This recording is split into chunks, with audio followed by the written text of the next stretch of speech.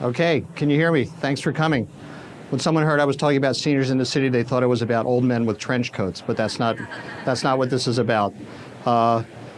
This is about looking at a few options that we're seeing lately, people not necessarily being out in the suburbs, but looking for a different way of living in cities. A lot of you have seen this, advertisements for many communities which really talk about lifestyle choice and living life to the fullest, but I think I'm ahead of my slides. This is good. But it used to suggest something much more suburban, a gated community, and we've all seen illustrations of it in every architect's booth here in the hall. But what if you could get all of these things amid tall buildings, busy streets, and city sidewalks?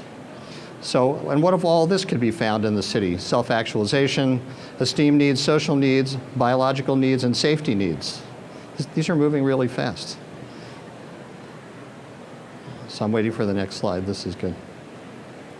After all, cities, as opposed to suburbs, cities have all this stuff right at your fingertips. Dining, culture, nightlife, really access to everything via sidewalks or even taxi cabs. And also, a lot of the seniors, particularly the coming baby boom cohort, they're well-traveled, they're foodies, they know what they watch the Food Channel, everyone's looking for gracious living, they've traveled, they've been to restaurants, they're looking for something a little bit more exciting than, one or two dining venues in the suburbs. And of course, if you've noticed, as the baby boomers have aged, so have the movies about their changing life stages and about great spaces that they have for living, entertaining, and having their life crises and discussions in. But also, architects can bring the knowledge that we've developed in suburban communities to develop apartments that will age along with seniors. And whether or not they're part of a continuing care community in the city or just as new apartment buildings, we often urge our developer clients to think about aging models. Also, within the bounds of structural restraints and technology, we've been able to develop unit plans that allow customization based on lifestyle preferences. This is a project that we did in Florida, but we're looking at transferring that to the city. And just like 20-somethings who have finally found their first job and left the nest, there are ways to make apartments look bigger.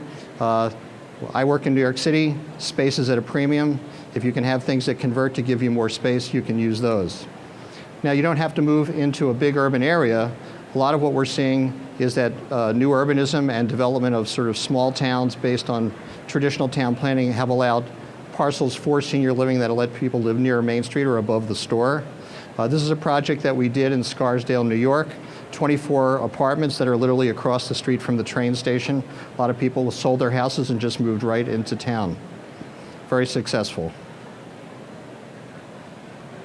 This is another example of a project developed by the Bizzuto Company, living right in downtown Baltimore Harbor.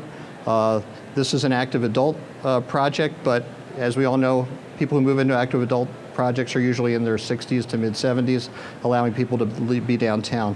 And this is a project that Perkins Eastman did in Milwaukee, adding new independent living apartments right near the art museum and the river and all the downtown cultural areas. It added not only customized senior living, as you can see, very gracious apartments. It maximized views from all the apartments, so no matter where you were in this building, you could take advantage of the lake views. But also what it was able to do was to add amenities, so whether people wanted to go out and enjoy the city, on the first floor they added a new cafe, which you can see on the lower left, a new auditorium, and a whole new fitness and personal care center. So whether it's part of a standalone apartment building or a CCRC, these things can really add appeal for seniors to move back into the city. In another part of the world, we actually did a full CCRC on 1 acre of land. It's about 600,000 square feet. And the lower levels are traditional care levels of assisted living and skilled nursing, and the uppers are independent living with a beautiful restaurant on the top. And even in New York City, for long-term care, soon to be under construction, a high-rise skilled care and short-term rehab center with 2 greenhouses per floor, right near Central Park. Recently, the Kendall Corporation, if you know them for their communities near universities, they actually took a leap of faith and have just developed this large CCRC in Chicago with all 3 levels of care, right in a bustling neighborhood on Lakeshore Drive.